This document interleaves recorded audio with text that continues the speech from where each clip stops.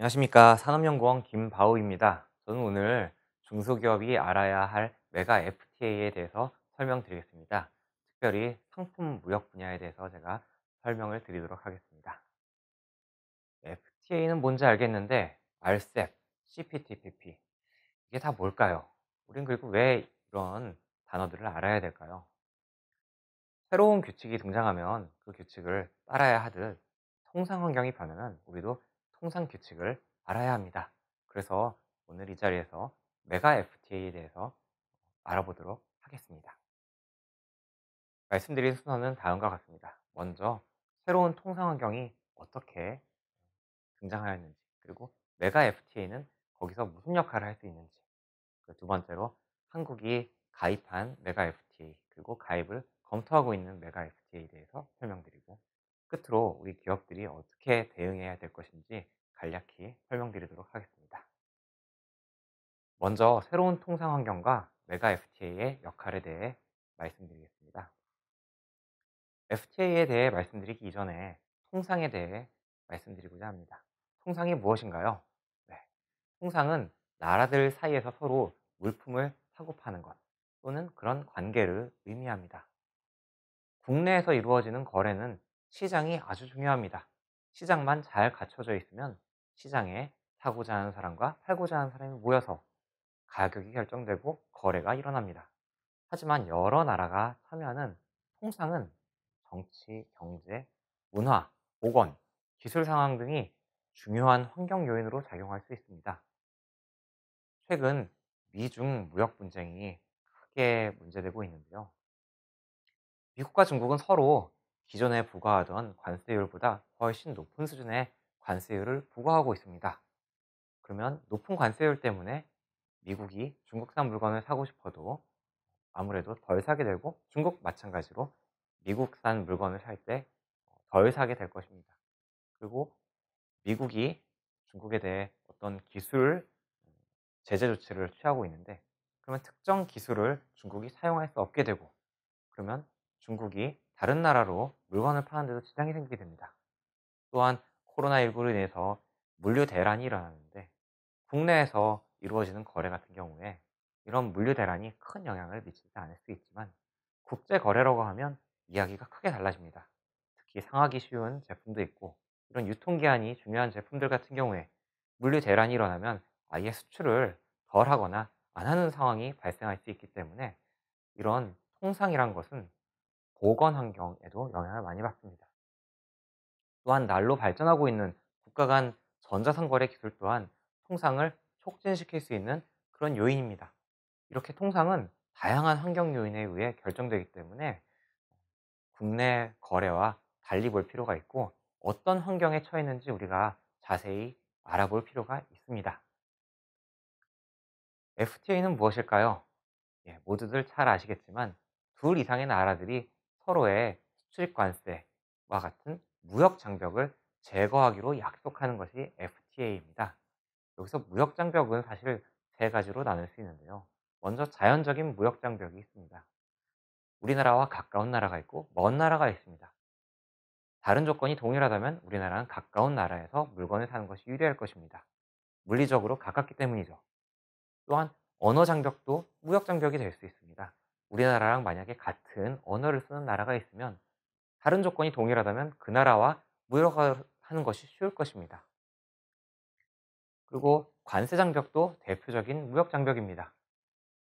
우리가 우리나라의 국경을 넘을 때 외국산 물품에 대해서 부과하는 세금, 이것이 바로 관세인데, 이 관세는 해외로부터 들어오는 물건, 수입을 막을 수 있는 아주 중요한 무역 장벽입니다. 그래서 관세를 낮추는 것이 FTA다라고 생각하시는 분이 많을 만큼 관세는 중요한 무역 장벽입니다.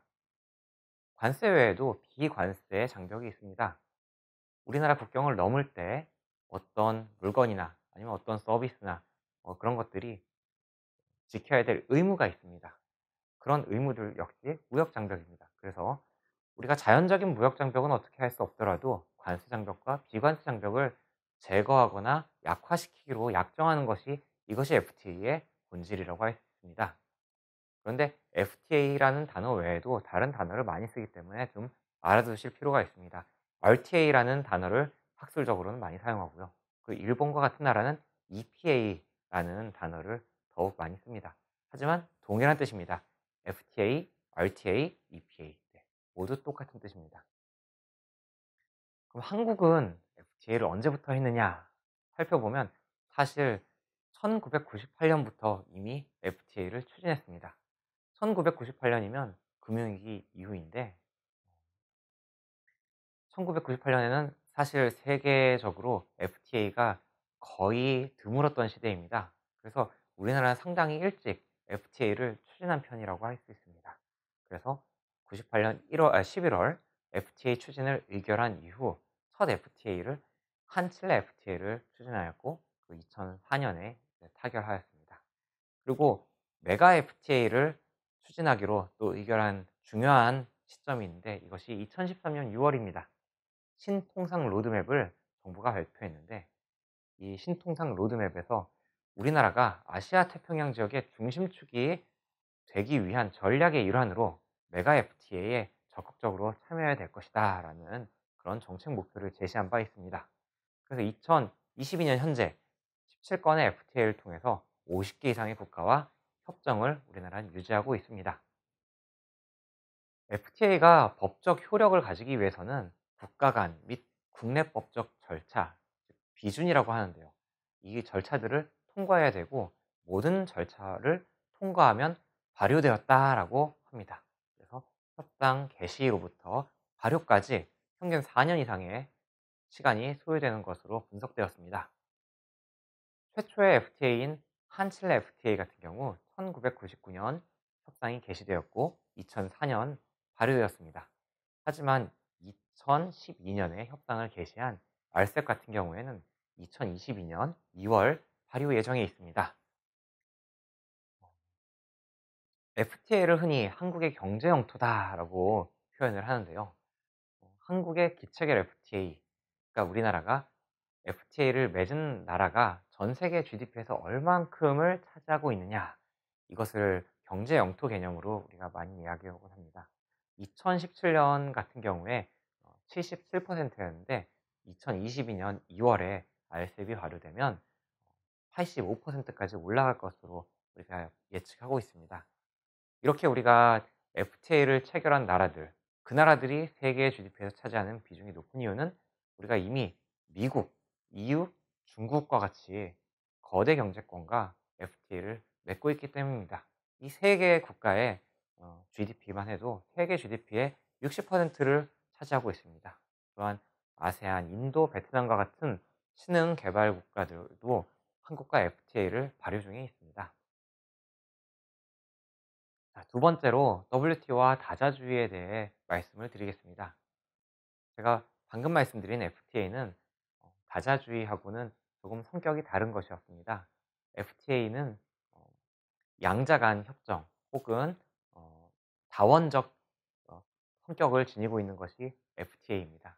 그런데 WTO는 아주 많은 국가들이, 최대한 많은 국가들이 모여서 어떠한 목적을 달성하자는 그런 다자주의로 설명되고 합니다. WTO를 설명드리기에 앞서 가트에 대해 제가 잠시 말씀을 드릴 수밖에 없는데, 왜냐하면 이 가트가 WTO의 모태가 되기 때문입니다. 가트는 관세와 무역에 대한 일반 협정의 약자입니다. 세계 제2차 대전이 끝난 1947년 23개 국가로 시작된 가트는 관세나 수입 제한 조치, 무역 장벽을 철폐하는 것을 목표로 하는 세계 무역 규준이었습니다. 제네바 라운드를 시작으로 우루과이 라운드까지 총 8차례에 걸쳐서 협상을 진행했습니다. 그중에 특히 우리가 우루과이 라운드에 대해서 살펴봐야 하는데, 우루과이 라운드는 자유화의 범위를 농산물과 서비스, 투자까지 확대했습니다. 그리고 세이프가드, 보조금 상계 관세, 반덤핑 관세 등의 체계를 대폭 정비하여 기존보다 강력한 수준의 협상을 이뤄냈습니다. 그러다 보니 이러한 협상 결과를 잘 준수하는지 감시하고 통제할 국제기구가 필요하게 되었습니다. 이것이 바로 WTO가 출범하게 된 계기라고 할 수 있습니다. WTO는 스위스 제네바에 위치하고 있는데요. 글로벌 무역 규정을 다루는 세계 유일한 국제기구입니다. 현재 164개국이 참여하고 있고 다음 기능을 수행하고 있습니다. WTO의 주요 분야는 네 가지가 있습니다. 상품, 서비스, 지적재산권, 투자 분야인데 각자 다른 협약을 통해서 WTO가 세계 무역 질서를 감시하는 기능을 수행하고 있습니다. WTO의 중요한 원칙이 하나 있는데요. 이것은 최혜국 대우라고 합니다. 한 나라가 특정 국가 조약을 체결하거나 갱신할 때 일방이 제3국 국민에게 부여한 혜택 가운데 가장 유리한 것과 동등한 수준으로 상대국을 대우하는 것. 이것이 최애국 대우인데요. 말이 참 어렵죠. 세 친구가 있다고 생각해 봅시다. A, B, C가 있는데 A하고 B가 이미 어떤 조약을 체결하고 있습니다. 우리가 사이좋게 지내자. 근데 C하고 A가 또 다른 조약을 체결하였습니다. 근데 A가 C한테 더 좋은 조건을 주면 그럼 B는 차별 대우를 받는 것입니다. 이 WTO의 원칙이란 것은 이 A, B, C 국가가 있을 때 A국은 B, C에 대해서 그리고 B국은 A, C에 대해서 C는 A, B에 대해서 동등한 수준으로 대우할 것을 규정하고 있습니다. 즉 WTO 내에서 이루어진 협정은 기본적으로 회원국에 대한 차별적 대우가 불가능합니다. 최애국 대우가 적용되는 아주 중요한 사례로는 MFN이 최애국 대우의 약자인데 MFN 실행 관세율이라는 개념이 있습니다. 이 개념은 무엇이냐면 어떤 국가가 WTO의 양어 관세, 우리가 이 정도 수준 이상으로는 관세를 올리지 않겠다라고 적어낸 관세율이 있다면 그 관세율과 그 기본세율은 WTO에 제출한 것과 상관없이 우리나라는 이 제품의 관세율을 이것을 기본으로 한다라고 했을 때 이 두 가지 중에 작은 값을 MFN 실행 관세율이라고 합니다. 그러면 이 MFN 실행 관세율보다 높은 관세율은 WTO 회원국한테 적용할 수 있을까요? 없습니다. 네, 모든 WTO 회원국은 MFN 실행 관세율보다 같거나 낮은 관세를 적용받게 됩니다. 자, 그런데 FTA는 사실 제가 지금 설명드린 것과 배치되는 이야기를 하고 있는 것입니다. 한미 FTA가 있기 때문에 우리가 미국 시장에서 다른 나라보다 좋은 조건으로 수출을 할 수 있다면 그러면 이거는 WTO의 원칙과 맞지 않는 것이 아닌가 이런 생각을 하실 수 있습니다. 그런데 사실 WTO의 특징에 대해서 제가 뒤에 설명드리겠지만 WTO를 보완하는 것이 FTA입니다. 그리고 WTO 가트에서도 FTA를 포함한 무역 규칙의 요건, 절차, 정의를 규정하고 있습니다. 즉 FTA란 것은 WTO를 보완하는 보완적 장치로서 존재하는 것이고 WTO가 모든 회원국에 똑같은 대우를 하는 것이라면 FTA는 그 안에서 조금 더 무역 장벽을 제거할 국가들이 모여서 자발적으로 형성하는 조약이라고 생각하시면 되겠습니다. 왜 이런 FTA가 필요한가 생각을 해보면 WTO는 너무 많은 나라들이 참여하고 있습니다. 차별 없는 대우 좋습니다. 그리고 몇몇 나라가 주도하기 어려운 문제를 논의할 수 있습니다. 두세 나라가 이야기할 때는 그 문제를 이야기하는 것이 힘이 없지만 100개국이 넘는 나라들이 의제로 올렸을 때 그 의제를 논의하는 것은 상당히 구속력이 있습니다. 그래서 상당히 이상적입니다. 하지만 논의 과정이 그만큼 험난합니다. WTO의 중요한 원칙으로는 모든 것이 타결되기 전엔 아무것도 타결된 것이 없다라고 하는 일괄 타결 방식이 있고 만장일치 방식이 있습니다. 그래서 당연히 제도적으로 빠른 진행을 할 수 없습니다. 과거 도쿄 라운드에서는 국가들이 자발적으로 참여하거나 참여하지 않을 수 있었습니다. 하지만 우루과이 라운드 이후에는 모든 국가가 일률적으로 참여하는 방식을 택하면서 협정의 내용을 질적으로 향상하기 굉장히 어렵게 되었습니다. 개발도상국, 특히 최빈 개발도상국이라고 하는 국가들에 대해 배려 의무가 있는데 배려 의무가 명확하지 않습니다. 그래서 차등 대우를 사실 할 수 있고 중국과 같이 경제 규모가 굉장히 큰 나라들도 개도국 지위를 누리는 것에 대해서 지금 선진국들이 좀 반발하고 있는 상황입니다. 그러다 보니 WTO가 우루과이 라운드 이후에 큰 진전을 보이지 않고 그 뒤 라운드가 도하 라운드인데요. 도하 라운드에서는 어 우루과이 라운드와 같이 획기적인 그런 성과를 내지 못한 상태입니다. WTO 플러스라는 말이 주로 있는데요. 그러다 보니 WTO가 답보하고 있다 보니 FTA가 자연스럽게 대두되었습니다. FTA 숫자가 늘어났고 FTA의 규모가 커졌습니다. FTA를 통해 얻는 이득은 무엇입니까? WTO에 보장된 자유화 정도, 무역 장벽이 낮아지는 정도가 더 낮아지는 것입니다. 하지만 모든 경제 주체한테 업그레이드 되는 것이 아니기 때문에 이 FTA의 효과에 대해서 우리가 기본적으로 좀 생각해 볼 필요가 있습니다. 관세가 인하되는 것은 무역 자유화이기 때문에 이것은 좋은 것입니다. 경제학적으로 좋은 것입니다. 더 효율성이 음 효율적인 자원 배분이 일어날 수 있습니다. 그런데 의약품 특허권 강화 이것도 사실 FTA를 통해서 우리가 이뤄내는 것들입니다. 특허권을 가진 기업이 그 기업의 지식재산권이 보장된다는 점에서 좋은 것인데 사실 후발 기업한테는 진입장벽이 높아지기 때문에 다운그레이드에 해당하는 것입니다. 그래서 FTA를 하면 무조건 좋다. 이렇게 생각하실 것이 아니라 FTA가 가져오는 효과에 대해서 다양한 경제 주체에게 다양한 효과를 가져온다는 점을 염두에 두실 필요가 있습니다. 네. FTA와 WTO에 대해 지금까지 간략히 말씀드렸고요. 이제는 최근의 통상 환경에 대해서 말씀드리도록 하겠습니다. 먼저 미중 무역 전쟁을 빼놓고 지나갈 수 없는데요. 무엇이 문제인지 또 무슨 일이 일어나고 있는지 간략히 말씀드리겠습니다. 미중 무역 전쟁이 왜 일어났을까요? 네. 먼저 제조업 일자리에 빚진 트럼프 전 대통령의 입장이 중요했습니다. 여기 오른쪽에 보시면 미국의 제조업 일자리가 얼마나 유지되고 있는지 보이는데요. 보시면 2000년대에 들어 급속히 그 일자리 숫자가 줄어들어 있습니다. 그 2010년 지나서 좀 회복을 하고 있었지만 이미 이렇게 제조업 일자리가 많이 줄어들다 보니까 러스트벨트라고 하는 그런 지역이 생겼습니다. 과거에는 제조업이 부흥했던 지역이지만 지금은 녹이는 것처럼 볼품없게 된 일자리도 부족하고 사람들의 민심이 별로 좋지 않은 그런 지역이 생겼습니다.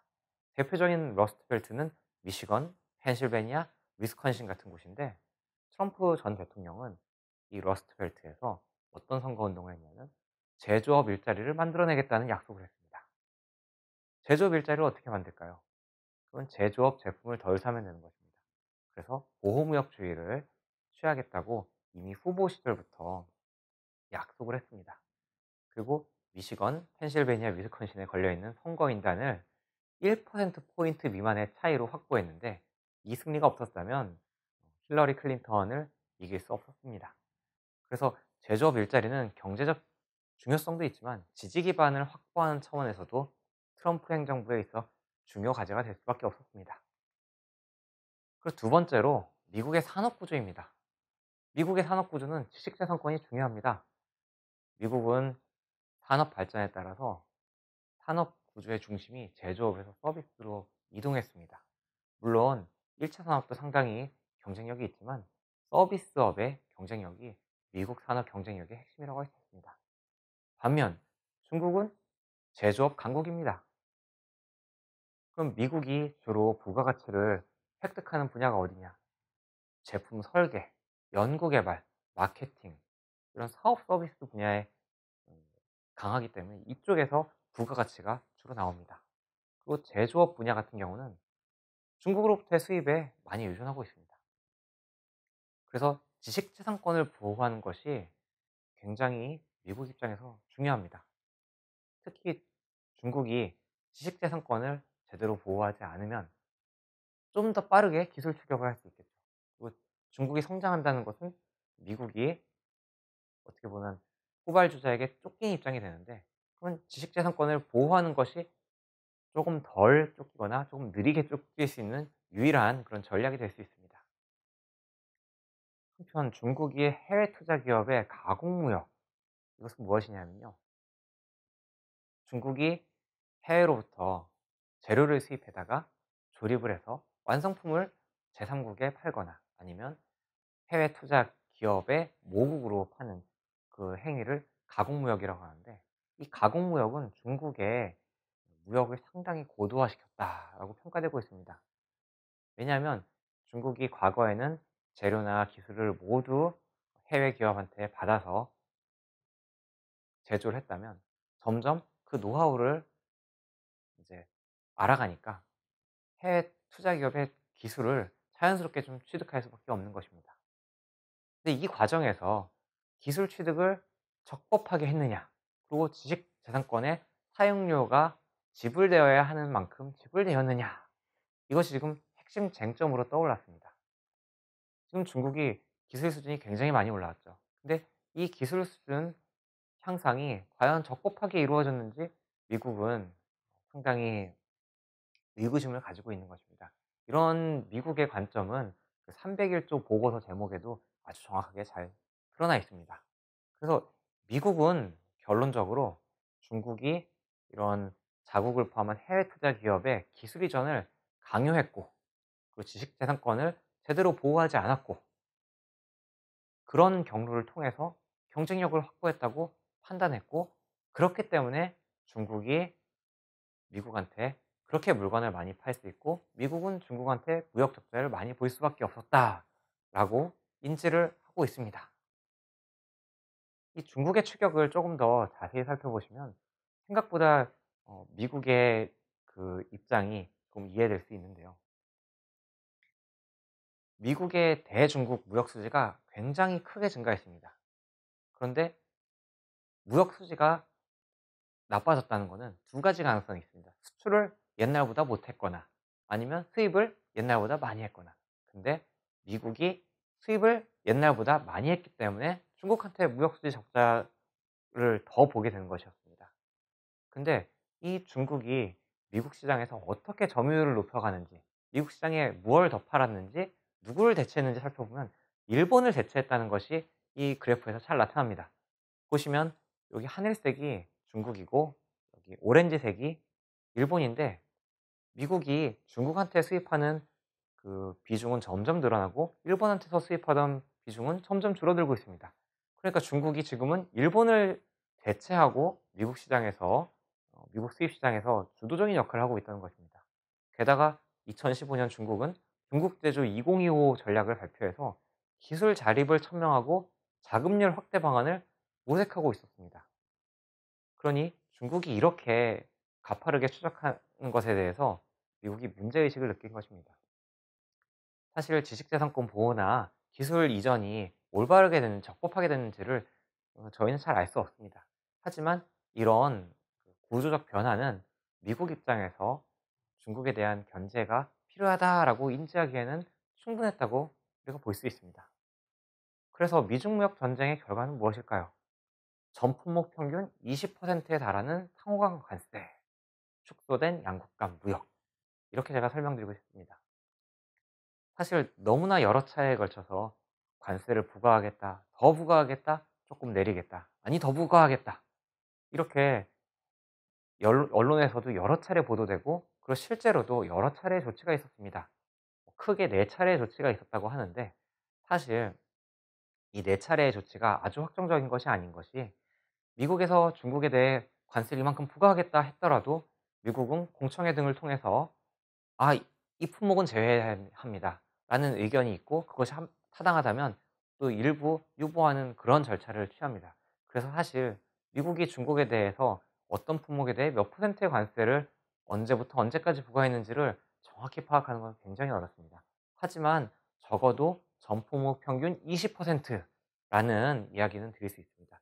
근데 과거에 미중무역 전쟁 이전에는 이 20%가 아니라 4% 정도였기 때문에 굉장히 관세율이 높아졌다라고 이해를 하실 수 있습니다. 중국 역시 마찬가지입니다.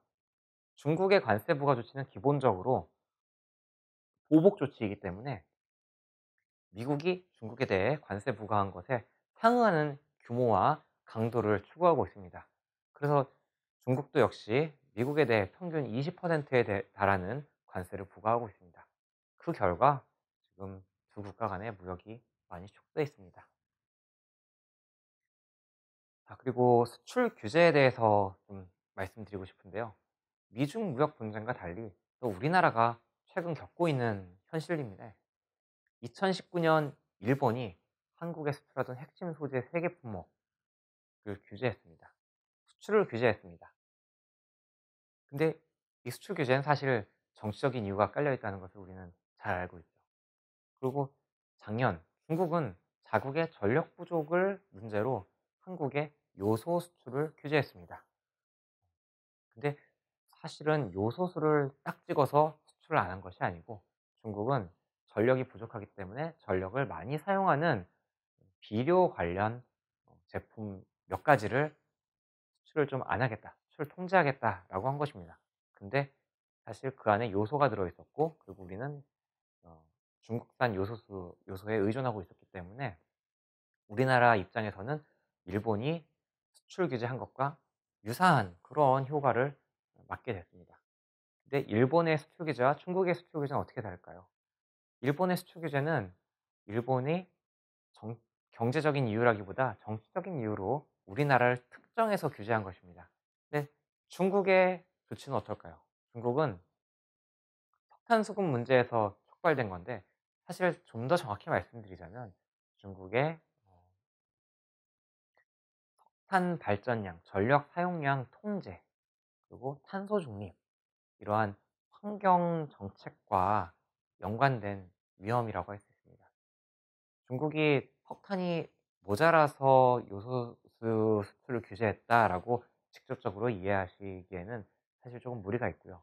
중국이 석탄을 더 생산을 할 수도 있었겠지만 중국도 탄소 중립을 이미 선언한 데다가 그러다 보니 전력 사용 목표, 전력을 어느 이상 사용하지 않겠다라는 그런 목표를 맞추기 위해서 전력이 부족해진 겁니다. 그러면 그 전력 사용량을 맞추기 위해서 전력을 덜 쓰게 하려면 요소수 같이 전력을 많이 쓰는 그런 제품을 생산하지 말아야 되는 겁니다. 그래서 이렇게 도미노처럼 온 정책이 수출 규제인데 사실 이러한 그 문제는 비체계적 위험이라고 우리가 이야기를 합니다. 체계적 위험과 다른 건데 그 결과 일어날 수 있는 가능성에 대해서 우리가 통제가 불가능한 그런 위험인 겁니다. 그러니까 수출 규제가 지금 2019년에는 우리가 체계적 위협을 한번 겪어봤고 2022년 1년에는 비체계적 위협을 겪어본 셈입니다. 자, 중국의 수출 규제가 그러면 새롭게 등장한 것입니까? 사실 어제 오늘 일은 아닙니다. 2021년 6월에도 이미 동일한 수출 통제 조치가 가해졌는데 우리나라가 인지하기 어려웠습니다. 왜냐하면 우리나라한테 그렇게 큰 영향을 주는 품목들이 아니었기 때문입니다. 그리고 수출 통제를 할 수도 있는 거지 반드시 수출을 막겠다는 금지 수출 조치가 아니었습니다. 그래서 실질적으로 수출이 됐습니다. 그리고 그 외에도 사실 중국은 아주 다양한 정책 수단을 가지고 수출을 통제해 왔는데 우리가 그걸 잘 모르고 있었습니다. 제가 아까도 잠시 말씀드렸는데 중국은 가공무역을 하고 있는데 중국에 있어서 가공무역은 아주 중요한 무역 정책입니다. 왜냐하면 가공무역을 하는 기업들한테 엄청난 혜택을 주고 있기 때문이죠. 가공무역에 필요한 그런 원자재를 수입할 때 관세를 면제해 주는 것은 물론이고 증치세, 우리나라의 이제 부가가치세에 해당하는데 부가가치세도 환급을 해 줍니다. 게다가 가공무역 하는 기업들은 실질적으로 자유무역지대에 인제 입지되어 있는 기업들도 많고 그 최초에 입지할 때 아마 토지 무상 대여 이런 조건을 받은 기업들도 많을 것입니다. 그래서 가공무역은 사실 해외 기업의 투자를 유치하기 위해서 정책적으로 잘 활용하고 있었는데 중국도 이 가공무역이 초창기에는 자기들한테 도움이 된다는 걸 알았지만 기술을 어느 정도 확보하고 나서는 자가 생산해서 자기네들 국산 원자재를 사용해 가지고 모든 부가가치를 중국이 가져가는 것이 제일 유리하다는 것을 알기 때문에 가공무역의 범위를 줄인다든지 수출 증치세 환급 범위를 줄인다든지 이런 식으로 상당히 정치한 그런 정책적 움직임을 보였습니다. 그런데 우리 일반 국민들이 알기에는 너무나 세밀하고 그 영향이 대부분 가격이 조금 조정되는 데 그쳤기 때문에 별로 주목이 받지 않았습니다. 하지만 최근 통상경에서 지금 드러났다시피 이런 수출 규제와 각종 무역 정책이 우리나라에 이렇게 영향을 줄 수 있는 그런 환경이 되었습니다. 그래서 메가 FTA가 이렇게 좀 중요하다. 우리가 메가 FTA에 대해 좀 알아봐야 되고, 그리고 메가 FTA를 어떻게 활용할 것인지 우리가 알 필요가 있다라고 제가 말씀드리고 싶습니다. 사실 메가 FTA는 명확한 정의가 없는 신조어입니다. 빅데이터라는 단어가 정확히 무슨 뜻인지 아시는 분이 있을까요? 빅데이터는 정의가 명확하지 않습니다. 여러 가지 정의가 있습니다. 얼마나 커야 빅데이터인지 아무도 모릅니다. 근데 메가 FTA도 사실 마찬가지입니다. 예를 들어 나프타, 메가 FTA일까요? 네, 그럴 수도 있고 아닐 수도 있습니다. 그러니까 몇 개 국가가 참여해야 되느냐, 아니면 참여한 국가 간의 무역 규모가 얼마나 커야 되느냐, 혹은 참여한 국가들이 얼마나 GDP가 많아야 되느냐, 이런 기준이 있어야 되는데 사실 명확한 정의를 내리기 어렵습니다. 하지만 이 메가 FTA는 어느 정도 그 사람들이 합의하고 있는 그런 수준이 있는데요. RCEP, 그리고 TPP, 과거에는 TPP였는데 지금 CPTPP가 됐죠. 그리고 TTIP, 이런 것들은 메가 FTA로 인지되고 있습니다. 왜냐하면 그 규모가 누가 봐도 굉장히 크기 때문이죠. 자, 메가 FTA가 왜 중요할까요? 지금 WTO 체계가 상당히 좀 무너져 있는 상태입니다. 그래서 WTO 체계에서 원래 풀어질 수 있는 문제들을 못 풀고 있는 그런 상황입니다. 그래서 메가 FTA가 중요합니다. 지금 WTO가 어떤 일을 처했는지 뉴스를 열심히 보신 분들은 좀 아시겠지만, WTO의 상소기구란 것이 있습니다. 상소기구란 무엇이냐면, WTO는 국가 간의 분쟁이 일어났을 때, 상업 관계에 있어서 분쟁이 일어났을 때 그걸 해결해주는 역할을 합니다. 그래서 1심이 패널심이고 2심이 상소기구입니다. 근데 상소기구가 최종심 역할, 그러니까 우리나라로 치면 대법원 역할을 하는 건데, 트럼프 전 대통령의 미 행정부가 상소기구 위원 신규 임명을 저지했습니다. 근데 미국이 임명을 저지했을 때 상소기구의 신규 위원 임명이 불가능한 그런 구조입니다. 왜냐하면 이제 미국과 같은 주요국들은 WTO에 있어서 의장 국가로서 이제 중요한 역할을 하고 있기 때문입니다. 그래서 결과적으로 지금 상소기구, 우리나라로 치면 대법원에 해당하는 이 상소기구가 정족수를 채우지 못했다. 즉 멈춰 있다는 겁니다. 그래서 상소기구가 없으면 그럼 판결을 할 수 있을까요? 네. 최종적인 판결을 할 수가 없는 거죠. 물론 이것을 다 어 '어떻게 할 수 없구나.' 하고 넋놓고 있을 것이 아니라, 일부 국가들은 이걸 대신하기 위해서 무언가 좀 수단을 마련하고 있습니다. 뭐 EU 같은 경우에는 EU 내에서 발생한 분쟁 같은 경우에 WTO에서 어떻게 해서든 상속이고 없더라도 그 판단을 받아들이고 해결하자, 이런 식으로 노력은 하고 있지만, 모든 나라가 이렇게 노력하지 않는 이상 사실상 WTO가 본연의 기능을 제대로 할 수 없는 그런, 기능이 멈춰 있는 상태라고 볼 수 있습니다. 상속기구만 무력화된 것이 아니라 제가 앞에서 말씀드렸다시피 상품 분야의 협상 자체도 교착 상태입니다. 우루과이 라운드 이후에 도하 라운드가 출범됐는데, 2002년, 무려 20년 전에 분야별 협상 그룹을 설치했는데 지금까지도 큰 성과가 없습니다. 그래서 비농산 분야, 이제 남아라고 하는데, 남아 분야 협상이 교착된 것도 WTO가 사실 한계를 보이는 그런 중요한 부분 중에 하나입니다. 자, 그런데 RCEP과 CPTPP와 같은 메가 FTA는 정기적인 또 수시적인 논의를 하도록 되어 있고, 이 메가 FTA이다 보니 여러 국가가 모여서 이슈를 다룰 수 있습니다. 예를 들어서 디지털 경제에 대해서 어떤 이슈가 있는데, 이 많은 나라들이 모여 가지고 그 이슈에 합의를 이룬다. 이 이슈를 이렇게 볼 것이다. 저렇게 볼 것인가. 이런 합의를 이루면 이게 국제사회에서 상당히 힘을 받을 수 있습니다. WTO의 역할이 약하면 약할수록 많은 국가가 모여서 논의하는 것 자체가 의미가 있는 것입니다. 그리고 영내 논의 채널, 이것은 WTO 분쟁 해결 절차를 일부 대체할 가능성도 있습니다. 그래서 이렇게 다자주의에서 지역주의로 또 다시 자국 우선주의로 이동하고 있는 이런 복잡한 국제 통상 질서 속에서 메가 FTA는 일종의 완충지대 역할을 할 수 있기 때문에 의미가 있습니다. 자, 두 번째로 한국과 메가 FTA에 대해 말씀드리겠습니다. 먼저 한국이 가입해서 발효를 앞두고 있는 RCEP에 대해 말씀드리겠습니다. RCEP은 영내 포괄적 경제 동반자 협정이 원래 정식 명칭입니다. 하지만 줄여서 RCEP이라고 부릅니다. 아시아 태평양에 위치한 인접한 국가들이 참여하고 있고 지역 경제 통합을 목표로 추진되고 있는 세계 최대 규모의 다자간 자유무역 협정입니다. RCEP 협정 발효 이후 우리나라도 신규 시장 확대하고 또 경제 협력을 강화할 것으로 기대되고 있습니다. 세계 최대 규모라고 말씀드렸는데 세계 무역액의 27%를 차지하고 세계 인구의 29%, GDP의 28%를 차지합니다.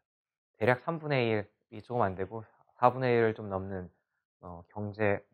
경제로 보거나 인구 규모로 보거나 무역으로 보거나 그런 크기의 경제권이 형성되는 것입니다. 우리 정부가 신남방 정책을 추진해 왔는데 신남방 정책에 부합하는 신규 시장을 확대할 수 있고 또한 전략적 경제 협력 체계를 형성할 수 있다는 점에서 RCEP 체결의 의미가 있습니다. 사실 기존에도 한 아세안 FTA를 우리가 발효 중에 있지만 지식재산권 그리고 전자상거래를 포함해서 문화 서비스 분야를 추가적으로 개방했다. 이것도 상당히 의미가 있는 것입니다. 그리고 아세안을 포함하여 RCEP 참여한 모든 국가와 통일된 우리가 무역 규범을 가지고 있다. 이것도 상당히 의미가 있습니다. 일본과의 FTA 체결 효과도 사실 가지고 있는데요. 한국과 일본, 일본과 중국 사이의 시장 개방은 RCEP을 통해 처음으로 이루어지는 것입니다. 그래서 한중일 FTA 진전의 교두보 역할을 하고 있다고 볼 수 있습니다. 정부의 경제적 타당성 검토 결과 RCEP 발효 10년 이후 최대 1.76% 실질 GDP가 증가할 것으로 예상되고요. 194억 달러의 후생 증대 효과가 예상됩니다. RCEP 협정이 오랜 시간을 걸쳐 완성되었다는 점은 아까 전에도 말씀드렸는데요. 2011년 아세안 플러스 6 체계의 RCEP 협정을 개시하기로 목표를 설정하였습니다. 그리고 2012년에 협상 개시가 선언되었습니다. 그 뒤에 31차례에 걸쳐 공식 협상, 그리고 19차례의 장관회의, 4차례의 정상회의가 있었고 2019년에는 인도를 제외한 15개국 간의 협정문이 타결되었음을 선언하였습니다. 그리고 2020년 최종 서명하였고 그리고 작년 2021년 우리나라를 포함한 국가들이 국내 비준 절차를 완료해서 우리나라의 경우에 2022년 2월에 발효를 앞두고 있습니다. RCEP이 타결될 수 있었던 중요한 이유는 기체결 FTA입니다. 그러니까 RCEP 이전에 우리가 이미 체결된 FTA가 있기 때문에 우리가 RCEP을 타결할 수 있었다 이렇게 볼 수 있습니다. 먼저 모든 RCEP 회원국은 WTO 가입국이기 때문에 WTO 기본협정에 의한 관세율 상한을 적용하고 있습니다. 또한 브루나이, 라오스, 캄보디아를 제외한 12개 회원국은 정보기술협정이라고 하는 IT 제품에 적용되는 그런 협정을 적용하고 있었습니다. 그래서 이미 반도체라든가 컴퓨터라든가 휴대폰이라든가 이런 IT 기기에 대해서는 이미 관세를 철폐한 상황이었습니다. 또한 한국은 한아세안 FTA 그리고 아시아 태평양 무역협정 아프타를 통해 아세안 그리고 중국과 상호 간 관세 양호를 하고 있었습니다. 그 밖에도 한중 FTA를 비롯한 다양한 양자 간 FTA가 있었기 때문에 한국과 다른 회원국들은 최애국 세율보다 이미 낮은 양어 세율을 적용 중에 있었습니다. 그렇기 때문에 RCEP을 타결하더라도 추가적인 시장 개방 효과가 어느 정도 제한되어 있는 그런 상태였습니다. 이미 개방했기 때문에 더 개방할 부분이 좀 적은 상태. 그런 편안한 상태가 어떻게 보면 RCEP 타결이 원동력이라고 볼 수 있습니다. 다음으로 우리가 가입을 검토 중인 메가 FTA에 대해서 설명을 드리겠습니다. CPTPP인데요. CPTPP는 2015년 미국과 일본이 주도하는 TPP에서 출발했습니다. 하지만 많은 분들이 아시다시피 트럼프 행정부가 발족하면서 미국이 TPP에서 탈퇴했습니다. 그래서 11개국, 일본과 아세안을 주축으로 하는 11개국이 추진을 해서 CPTPP라는 이름으로 새롭게 출범했고 2018년 발효했습니다.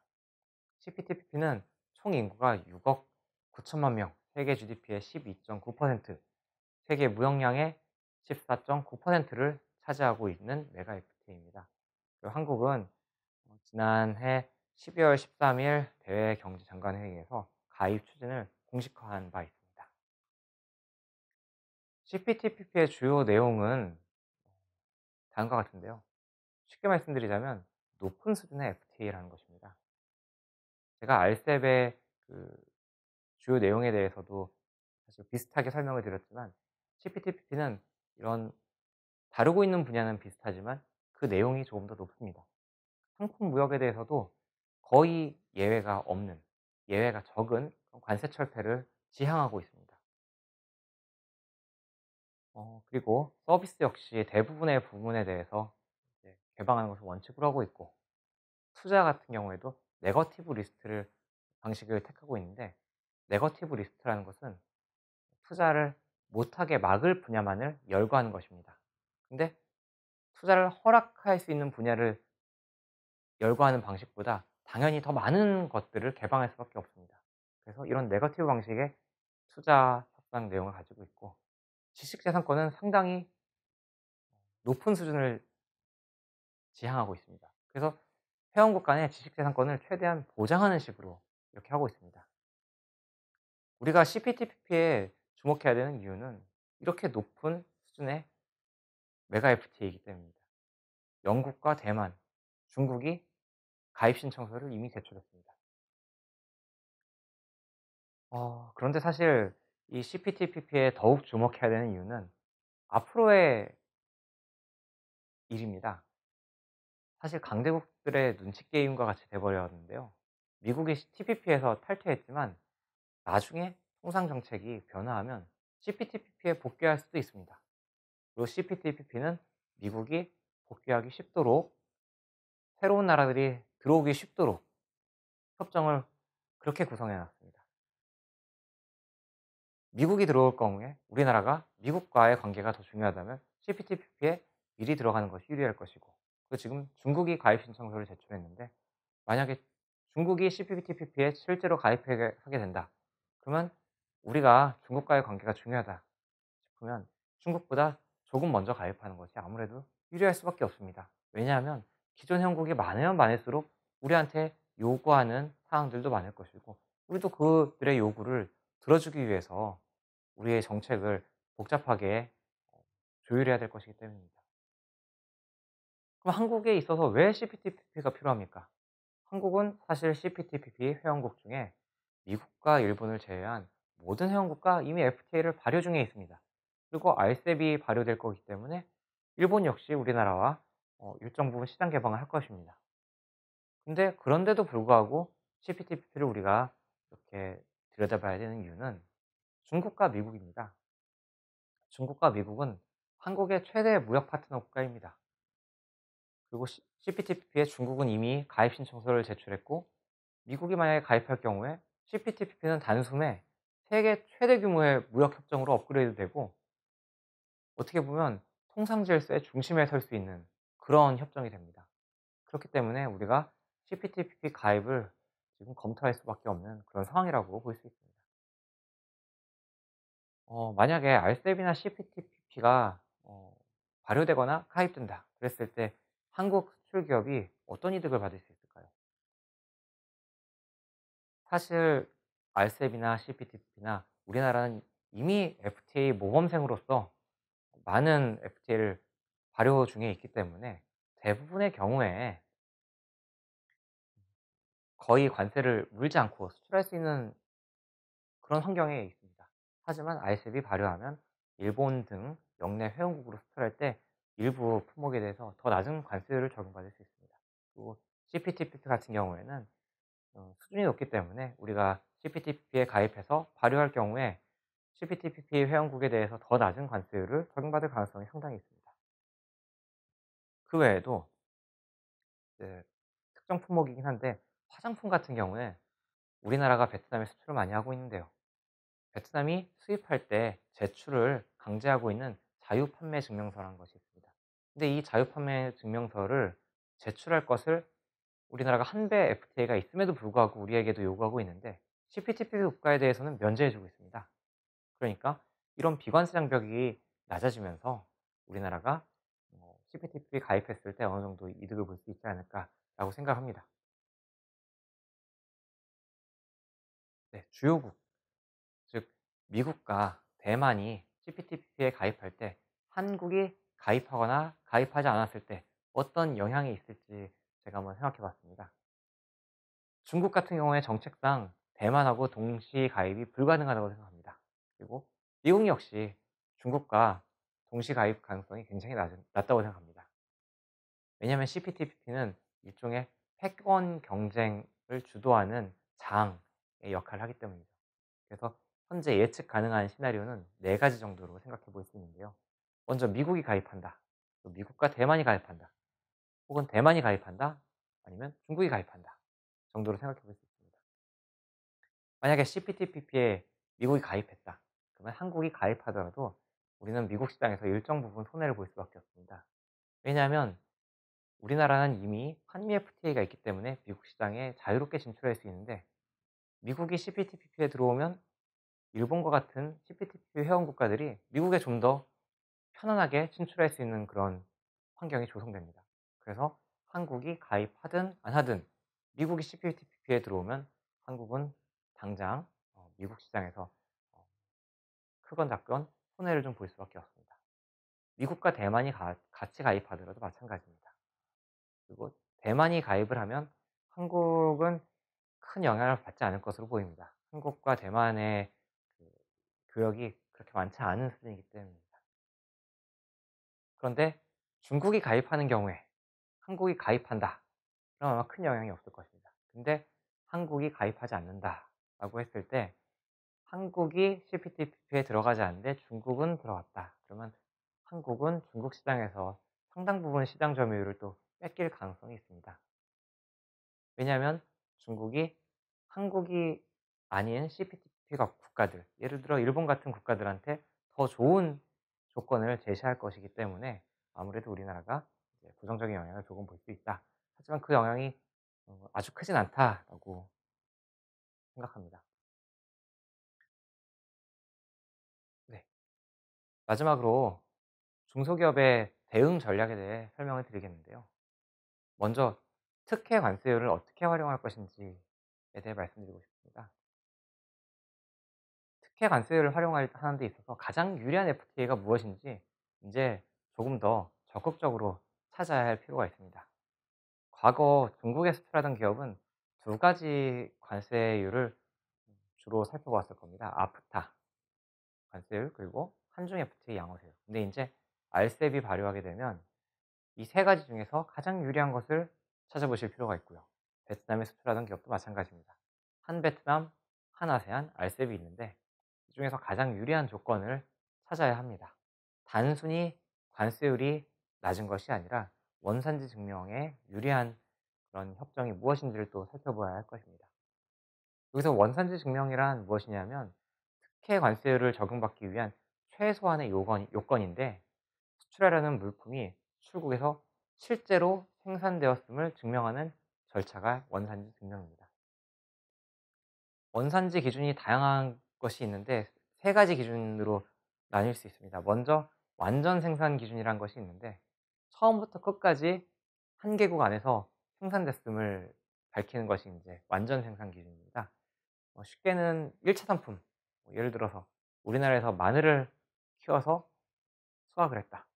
그러면 처음부터 끝까지 우리나라에서 생산된 것이죠. 이거는 완전 생산 기준을 부합할 수 있는 것입니다. 실질적 변형 기준이 있는데 이건 무엇이냐면요. 어떤 물품의 생산이 두 개 이상의 국가에서 이루어졌을 경우에 실질적 변형이 일어난 마지막 수출 국가가 진짜 원산지다라고 판정하는 것입니다. 예를 들어서 제가 시계를 만들었는데 시계를 옆 나라로 수출을 했어요. 근데 그 수출해서 수출한 그 상대국에서 포장만 비닐로 한번 싼 다음에 다시 수출했다. 그러면 인제 그 나라가 원산국으로 판정받기가 어려울 것입니다. 왜냐하면 실질적 변형이 일어나지 않기 때문입니다.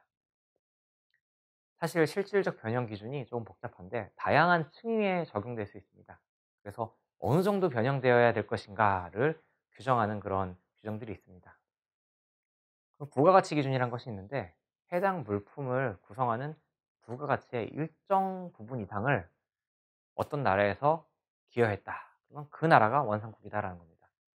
예를 들어서 제가 어떤 TV를 수출하려고 하는데 이 TV의 부가가치가 전체가 100이라고 할 때 그중에 60을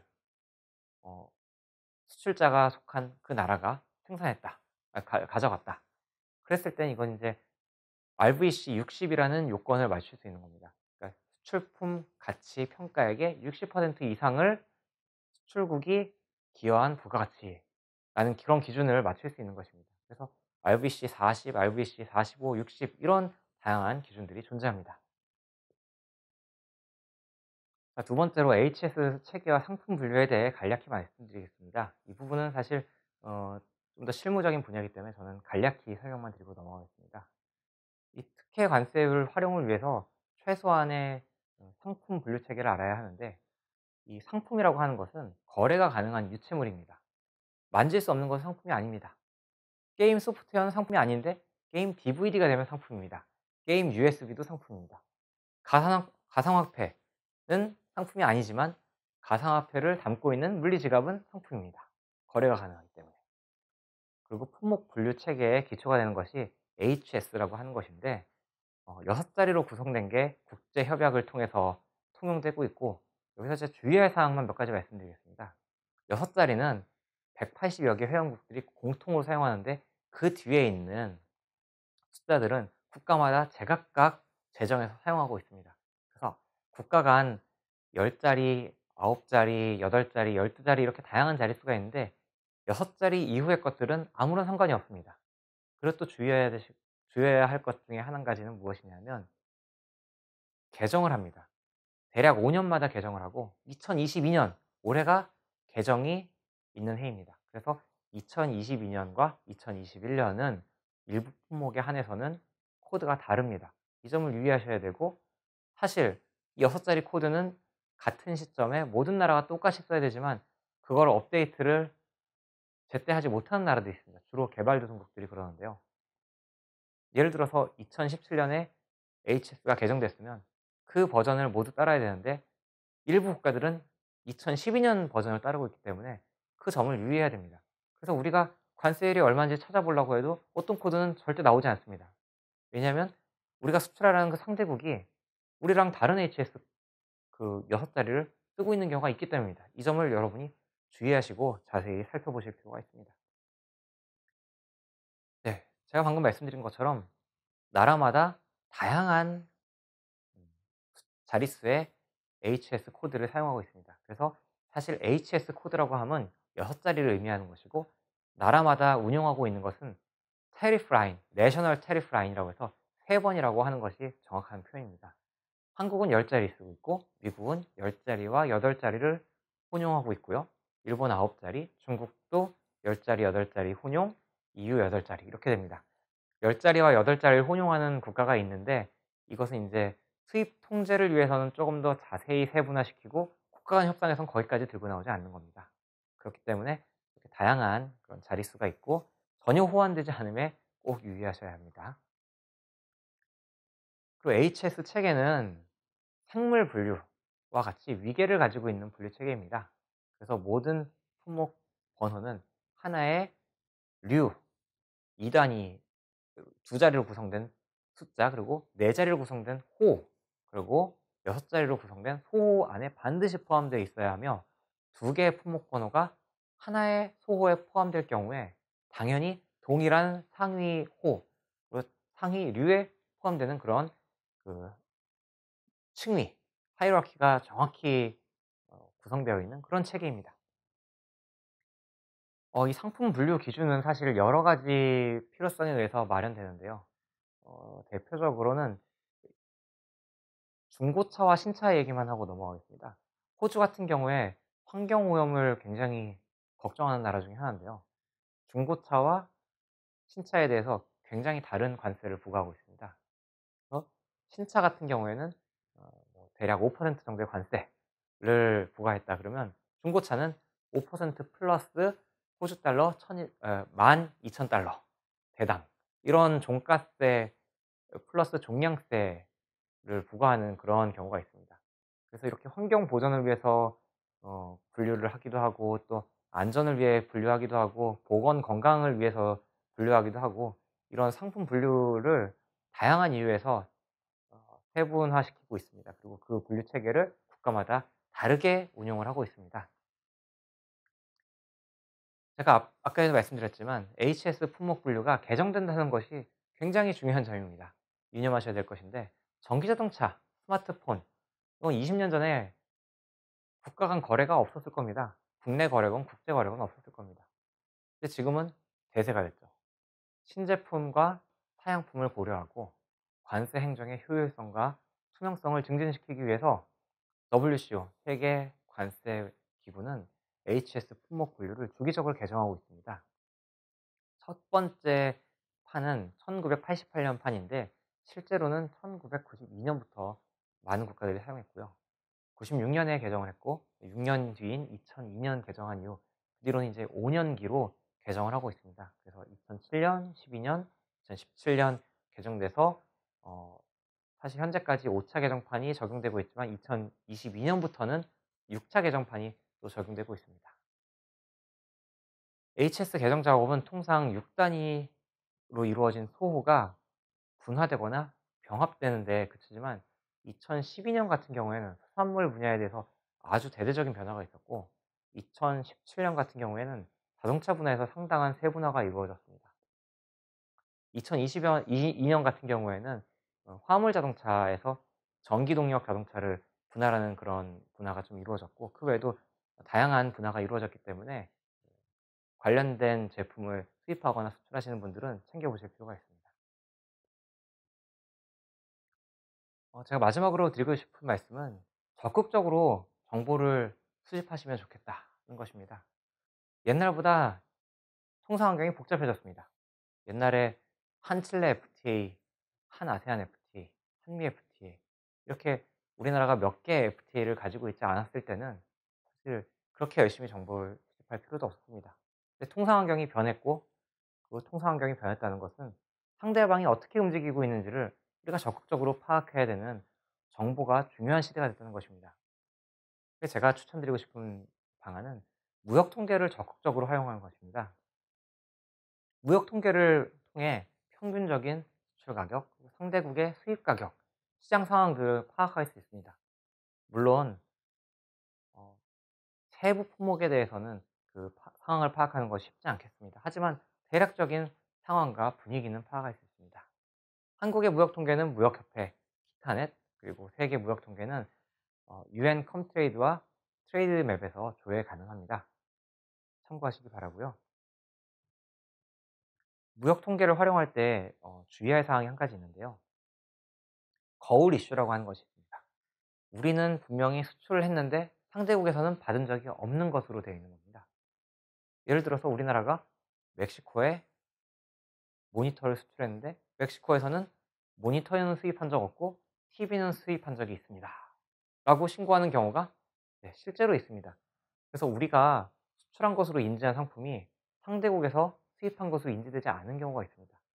이런 경우도 우리가 좀 주의해서 살펴봐야 되는데, 우리가 수출할 때 이 품목 코드로 저쪽에 규제를 받을 것으로 생각했는데 수입국에서는 막상 우리가 써낸 코드가 아닌 다른 코드로 신고를 하는 현상을 보여주고 있는 것이기 때문입니다. 그래서 이런 거울 이슈에는 여러 가지 차이가 있는데 먼저는 시점의 차이가 있습니다. 우리가 수출한 시점 그리고 실제로 그 물품이 도착한 시점 간의 차이가 있고 가치 평가 방법의 차이가 있습니다. FOB하고 그리고 보험과 운임이 포함된 CIF 간의 차이가 있고 그리고 원산국 차이도 있습니다. 원산국 차이라고 하는 것은 최종적으로 선적한 국가가 그게 원산국이 아닐 수 있습니다. 우리나라에서 일시적으로 수입했다가 그걸 제3국에 바로 수출하는 경우 그러면 이제 우리나라가 원산국이 아니기 때문에 한국은 수출했다고 신고했지만 수입국에서는 한국한테서 수입한 적이 없는 것입니다. 그래서 이런 그 세 가지 이슈도 있고 어 그거에 앞서서 제가 말씀드린 분류 체계 차이, 분류 체계를 다르게 해서 우리가 써낸 품목 코드가 아닌 다른 품목 코드로 상대국이 수입 신고를 해서 생기는 그런 차이들도 있습니다. 그래서 이런 거울 이슈는 사실 통계상 해결하기 어렵습니다. 그래서 수출하고자 하는 품목을 상대국이 어떤 품목으로 인지하는지를 파악해야지 정확한 시장 조사를 할 수 있다는 것입니다. 이 점을 말씀드리고 싶고요. 마지막으로 인제 유용한 사이트에 대해서 제가 소개를 드리고 싶은데요. 우리나라에서 유용한 정보를 제공하는 곳들입니다. 대한상위 원산지 증명센터에서 원산지 증명과 관련된 정보를 잘 종합하고 있고요. 관세청 FTA 포털에서는 잘 아시다시피 FTA와 관련된 정보를, 그리고 관세 법령 정보 포털에서는 한국의 수입 관세율, 그리고 국가 관세 종합 정보망, 국종망이라고도 잘 알려져 있는데요. 유니패스 혹은 여기에서 인제 실제로 수출하는 기업들이 자사 실적과 인제 그 관련된 세부 정보를 조회할 수 있습니다. 실제 통관이 이루어지는 그런 정보들을 모두 폭망라하고 있는 정보망입니다. 그리고 국가정보법령센터 법령정보센터를 제가 적어 놨는데요. 국가법령정보센터에 찾아보시면 우리나라가 향후에 FTA를 통해서 다른 나라로부터 수입할 때 어떤 관세율을 적용할 것인가를 미리 고지를 하게 되어 있습니다. 그래서 그 자유무역 협정에 대한 그런 특별법 시행령을 살펴보시면 거기에 별표로 그런 미래 관세율 자료를 조회할 수 있습니다. 트레이드 내비에는 현재 우리가 수출하려는 국가의 해당 품목의 관세율, 그리고 수입 때 적용되는 관세율, 현행 관세율에 대한 정보를 제공하고 있습니다. 그리고 해외 자료 제공처에 대해서도 좀 살펴보시면 좋겠는데요. 먼저 WCO는 제가 밖에 말씀드린 것 같은 그런 큰 틀의 품목 분류 개정을 관장하는 기관입니다. 그래서 크게 무슨 일이 있는지 좀 살펴보실 수 있고요. 그다음에 WTO 관세율 정보를 담고 있는 홈페이지들이 있는데요. 가입이 필요한 사이트가 있고 가입이 필요하지 않은 사이트가 있습니다. 링크를 참고하시면 좋겠습니다. 그리고 UN 컴트레이드, 그리고 월드뱅크에서 제공하고 있는 WITS, 그리고 ITC에서 운영하는 트레이드맵, 이런 사이트들이 이제 세계 무역 통계를 다루고 있습니다. 그리고 미국의 경우 데이터 웹이라는 것을 찾아보시면 미국의 관세율과 무역 통계를 자세히 제공하고 있고, 일본과 중국 같은 경우에는 세관과 해관이 각각 무역 통계를 제공하고 있습니다. 한 번씩 클릭해서 링크를 살펴보시면 좋겠습니다. 네, 지금까지 중소기업이 알아야 할 메가 FTA에 대해서 상품 무역 관세 철폐를 중심으로 말씀드렸습니다. 경청해 주셔서 감사합니다.